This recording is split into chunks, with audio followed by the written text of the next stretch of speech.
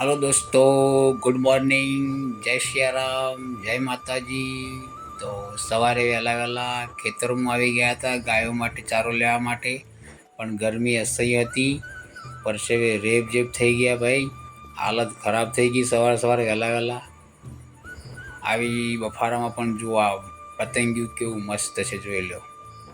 શું કુદરતની કલાકૃતિ છે, સુંદર મજાનું સોફ્ટ પતંગિયું, જોતાં જ ગમી જાય એવું મસ્ત, મન પ્રસન્ન થઈ જાય એવું છે પતંગિયું। દોસ્તો જોઈ લો, પતંગિયું આપ દોસ્તો જોઈ શકો છો। બાજુમાં લીમડા ઉપર પણ આ પક્ષી કયું છે મને ખબર નથી, પણ માળો એટલો સુંદર ઝીણો ઝીણો વણીને એટલો સુંદર બનાવ્યો છે। અને બે પક્ષી પેલી બાજુ બનાવી પણ રહ્યા છે, જુઓ બતાવું તમે। હા જુઓ, એ બનાવી રહ્યા છે।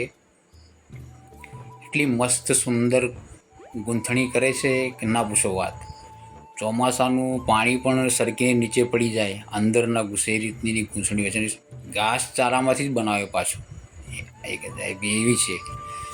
ત્યાંથી પછી સીધો આવ્યો મહાદેવના મંદિરે ગામના। તો ગામમાં મહાદેવના મંદિરમાં આજે હવન ચાલુ હતો।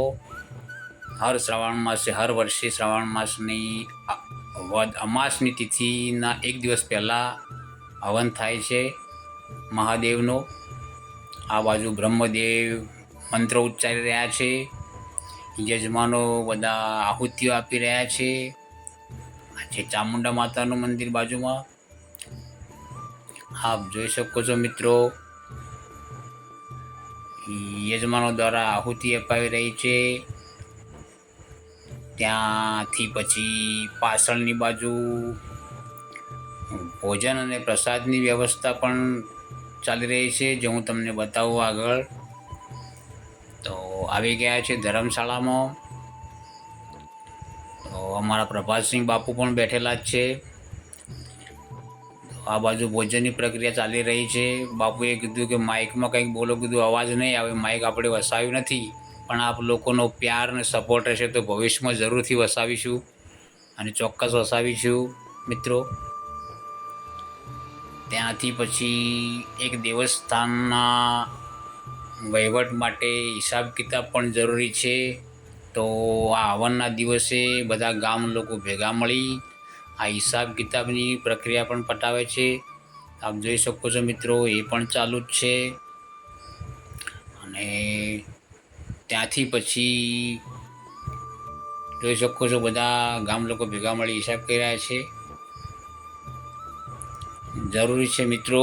ત્યાંથી પછી સીધો હું નીકળી ગયો ઘરે। તો ઘરે આવેલો તો સકડાવાળો ભાઈ ખાલી બારદાન લેવા માટે દાણના। તો હવે ભેંસો દોવાનો પણ ટાઈમ હતો, એટલે કંઈ વાતચીત ન કરી। તો આજનો વિડીયો પછી હું આટલા સુધી અટકાવી દઉં છું। ફરી મળીશું નવા વિડીયોમાં, ત્યાં સુધી બધાને જય શ્રી રામ, જય માતાજી। ચેનલ પર નવા હો તો સબસ્ક્રાઈબ જરૂરથી કરી દેજો મિત્રો। Bye bye.